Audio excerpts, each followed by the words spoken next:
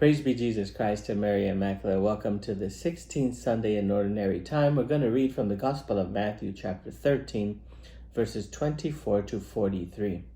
In Matthew's Gospel, not only does Jesus face temptations, but so does his community that was with him 2,000 years ago, and his community that continues to live among us with us. In chapter 13, we find three parables that Jesus gives to us with the answers to these three temptations that the community of believers have to continually face. It is Jesus who speaks to his disciples. He exposes these parables of the kingdom of heaven. Remember that this expression, kingdom of heaven, is particular to Matthew because he is talking to a Jewish community that does not mention the name God, but it truly are the values of the kingdom of God. What are the values of the kingdom of heaven or of God? It's the alternative society where the values are turned upside down, where instead of accumulating riches and power for oneself, it's a community that learns to be generous, and where instead of commanding and bossing people around and imposing things on people, it's a community where we strive to serve, to be of service, to make people's lives a little bit easier, where instead of climbing the ladder of success at the cost of everyone else, we lower ourselves to wash others' feet just like Jesus did. These are the values of the kingdom of heaven. And the first temptation to which the community of all times is subjected is the temptation of becoming a community of the elect, of the elite, a community of superior people. And therefore, because we think we are superior, we think we are the best, we think we have the truth, we eliminate those who don't fit our standards. And Jesus has nothing to do with this. To contradict or to oppose such thought, Jesus gives us the parable of the sower and the weeds. Jesus says that while everyone was sleeping, the enemy came and sowed weed among the wheat. Who is the enemy of the kingdom? The enemy of the kingdom is that one who sows division, that one who sows disunity, the one that critiques, who judges, who wants to separate people instead of uniting them. And the weed, for sure, the weed is a very dangerous seed because it's one that is toxic. It's one that it overtakes. It wants to hold people and situation hostage. But more harmful than the weed is the zealous response of the servants who immediately want to go and tear out the weed. They go up to the property owner and they say, "Sir, have you not sown good seed in your field? Where does this other stuff come from? Do you want us to go and to collect it? Do you want to go and want us to remove it from your field?" And in the parable, the field owner prevents it. The owner says, "No. If you pull out the weeds, you might uproot the wheat along with it." It's their actions that makes it dangerous. Their actions to want to get rid of, eliminate that which is uncomfortable, hurtful, that which is presumed to be our enemies. We go after the one whom we think is our enemy. We want to eradicate them, and that makes us feel a lot safer and better. It's the actions of the zealous servants that is more dangerous than the weed. This is a common temptation for church groups even today that feel that only they have the answers, that only they have the way of life, that only they have Jesus. And for this reason, they snub or they put down the lives of so many people, and we exclude so many people instead of allowing them to grow together with us. The second temptation the community undergoes is a community that suffers an image of grandeur. We want to be so big. Look at us. We're huge. We're more numerous. We're more powerful. We have more money. And to confront this temptation, Jesus gives yet another parable.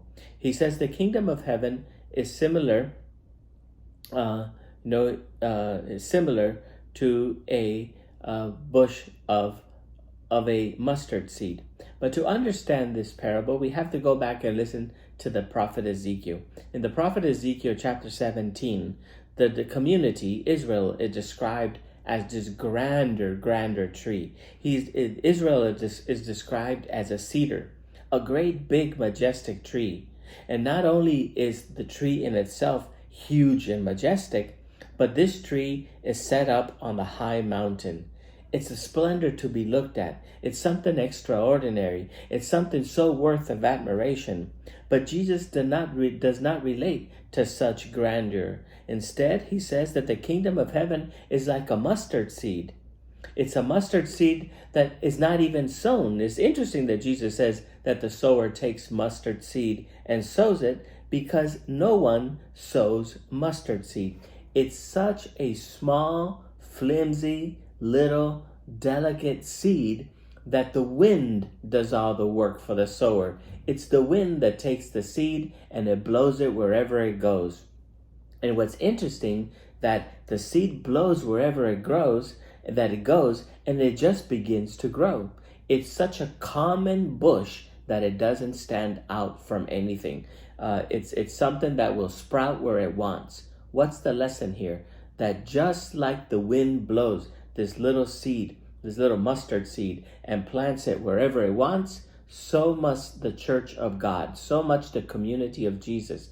It has to grow wherever the Spirit plants us. Some of us may be disappointed with our parish, with our community, with our church, with our family, and we think we're not going to grow, we're going to die here, we're not going anywhere. No, we're called to grow and to be fruitful wherever it is that we're planted. And Jesus says that his kingdom, his community, is like that little mustard seed. It doesn't have to stand out in order to be good. It doesn't have to stand out in order to bear fruit. As a matter of fact, it doesn't have to stand out at all. You just have to grow where you're planted. Because even in the kingdom of heaven, even the kingdom of God, even at its maximum moment, the kingdom of heaven will not be like the cedar tree planted on a high mountain. It's going to be more like that little shrub that no matter where you are, you're going to find it and you're going to find refuge in it. And the third and final temptation is that of discouragement. The Christian community is small. There is a lot of work to do, and there's the risk of being discouraged. And for this temptation, Jesus gives yet a third parable. The kingdom of heaven is like the leaven which a woman took and mixed with 3 measures of flour. 3 measures of flour, the equivalent of about 80 pounds. Much more than you would ever need in a typical household. So why does Jesus make reference to these 3 measures of flour? In the Old Testament, you hear about how God acted miraculously in the lives of Abraham and Sarah, of Gideon and Anna, the mother of the prophet Samuel, how it was impossible for them to bear life, to give life, to be pregnant. And yet God promises them that he will act upon this impossibility, and he comes through. The promises come through, and therefore these couples offered God in sacrifice 3 measures of flour. So these 3 measures of flour is the sign that God is going to keep his promise to us. That even though the field that he sends us to is very vast, is very busy, there is a lot to do. There is so much to do, and so few workers in the field of the Lord, that we might be tending to be discouraged. And Jesus calls us to not be discouraged, because God is faithful to his promise. And the message for the community is this, is that we are reassured that even though the field and the work that we're sent to is enormous, we must not hide from it. We must act on it, because God will be faithful to his promise to be with us always. Interesting enough that of the 3 parables, the one parable that the community of Jesus, his disciples, ask him to explain, and they ask Jesus to explain the parable not because they don't understand it, but because they exactly understand it and they don't like it. It's the parable of the weed and the wheat. Hence, the community does not welcome the parable in which Jesus warns us of becoming an exclusive community, a community of the elite, a community that thinks they have the truth, and therefore they have to exclude others whom they regard as dangerous or toxic to their sanctity, to their holiness. The parables we heard today shows us that God has a different point of view, that God knows that if sinners are expelled now, some of those who are good are going to be expelled along with them. Just think of how many people are innocently imprisoned in your country. Just think about how many people are in jail innocently in our own countries. How many people have governments executed through the death penalty, then to find out that they were innocent.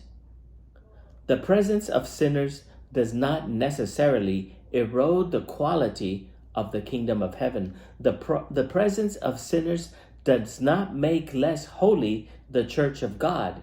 As a matter of fact, the presence of sinners among us is an invitation and allows us, the disciples of Jesus, to rise to the occasion, to be more generous, and to be more forgiven. God bless you.